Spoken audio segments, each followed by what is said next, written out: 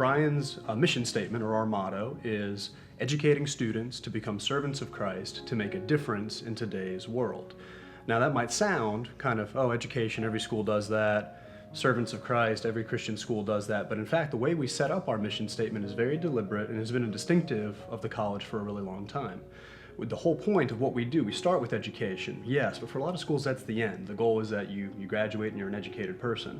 For us, the education is intended to facilitate something far more holistic, something far more person-centered. A lot of education is very head-centered, right? It's very much get knowledge into your head, maybe give you some skills you can use on the job, but here at this school, part of our vision for education is that it's just the basis for a changing and transformation and betterment of the entire person. It's been that way largely on account of our Christian identity. We believe as a Christian institution that all human beings are created in God's image. This gives us irreducible dignity and worth, and it means that we can never just be about the ideas in our head. We have to be about the whole of our lives, who we are as people, and the work we do in the world. We do have a liberal arts emphasis. Technically, our designation is more of a comprehensive college, since now we have things like engineering and business, but it's a word that's used a lot, a phrase that's used a lot around Bryan, liberal arts, and students often ask, what does that mean? That's a strange phrase for a lot of students.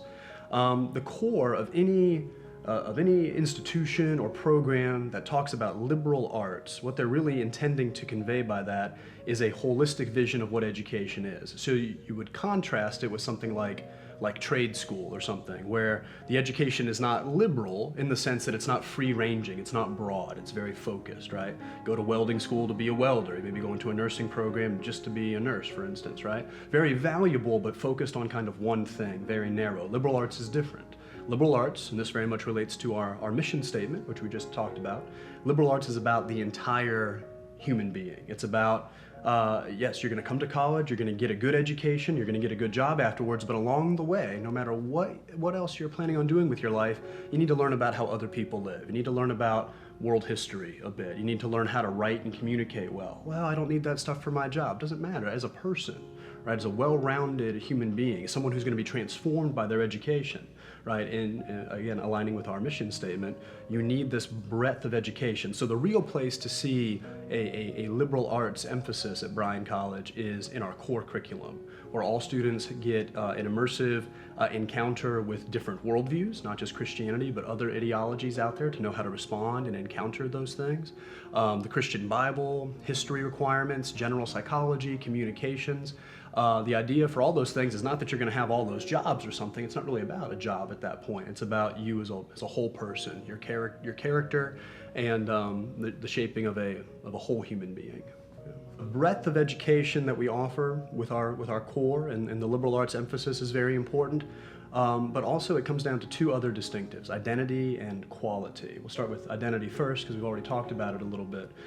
We are historically Christian.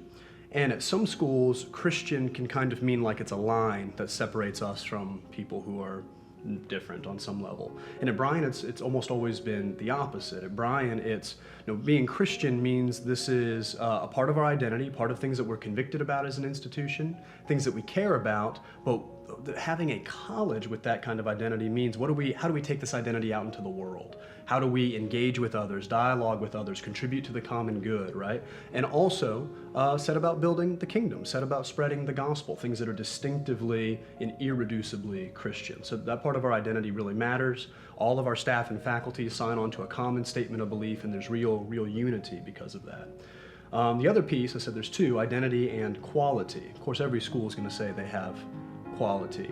You've always got to ask quality in what? Quality in the food, in the dorms, in the library, where is it? And what I'm really talking about as a dean and as an instructor is faculty. We really emphasize the classroom and teaching ability at this school. We're not perfect at anything, we're not a perfect place, but we emphasize it a lot. We emphasize teaching ability, connectivity with students, mentoring relationships with students and professors. We care a lot about that. A lot of schools will talk about that, but because they value other sorts of things, like whether it's a research program or other sorts of things, the classroom can kind of ironically take a back seat, and that's something we try never to do at Bryan. So the college is founded in 1930. It's named after William Jennings Bryan. Our original name was William Jennings Bryan University. Somewhere along the line, someone said, "That's a mouthful. Why don't we go to Bryan College?" And it got shortened. But William Jennings Bryan is a fascinating individual, a statesman, ran for president several times, got a lot of support every time, never actually became president, but a very prominent political figure on numerous issues, really well known as a public communicator. Something we've talked about already a little bit in this interview is taking your convictions, taking kind of how you've been formed as a person out into the world. If you can't communicate, you can't do that. That's why like English, communication, public speaking, all those things are emphasized all over the place in our curriculum, because otherwise things have to stay inside of you. They can't go out, they can't change anything, they can't build anything. So William Jennings Bryan was known as a great orator, a great public speaker, leader on numerous issues that if you studied them today, whether they were ethical issues or economic issues, a lot of Christians today would say, wow, that stuff is really cool, that he championed those things. And he was also really known for a public commitment to the Bible. The short story of the founding of the college is that there was a debate over whether or not evolution should be taught in the public school system. And as we know, that's still debated on a different wavelength, but still debated today. But it's essentially he was called in because he was a well-known, high-profile Christian individual who could communicate his convictions about the Bible very powerfully. So after that happened in Dayton, Tennessee, that trial that Bryan was involved in 1925, and shortly thereafter Bryan passed away, and many people who knew him and loved him wanted to establish a college in his name, and so that's where we came from. So the Scopes trial, that's the name of the trial that Bryan was involved in, and it very much hinged on really the whole trial hinged on what is education, essentially, what ought to be involved in public education that every child receives. And it was as public education has always been a bit of an ideological battlefield, right? Because when you're talking about required education for all children in a country, and people who are in charge of education don't always agree on what needs to be in that basket that every single child's going to get, it just leads to conflict, and it has. The Scopes trial is not the first time that it happened, but it is one of the most famous times that it happened.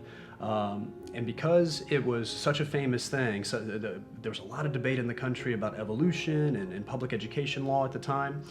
Dayton, Tennessee, where we're located, is this beautiful, sleepy little country town, but reporters from all over the world in 1925 flocked to the Scopes trial. It was the very first trial to be broadcast on radio waves, and people could listen to it on the radio. I mean, really fascinating stuff. And so why that's important to the identity of us as a school is that with people like Bryan and a few others involved with the trial as well, they were concerned to present Christian conviction into a culturally and publicly relevant conversation. To not sit on the sidelines, but to be involved and to have a voice and to maybe affect change as they saw it in their time. And those are things we still intend to champion today and try to champion today. What we try to do at Bryan is bring the strengths of all of those things together and say, yes, your job might change, your relationships might change, you might gain knowledge and forget knowledge, but your character, who you are as a human being, is permanent in the eyes of God, and as God's image bearer, that's a permanent dimension of who you are, and how you live into that, how you cultivate yourself before the eyes of God and in community and in your chosen discipline or education. That's stuff you carry with you into your family, into any job, into any public sphere that you go into. So I would say this relates to what it means to be a liberal arts institution in certain ways, a holistic view of education, something that embraces all of that ultimately aims at shaping you as a person, making disciples of Christ.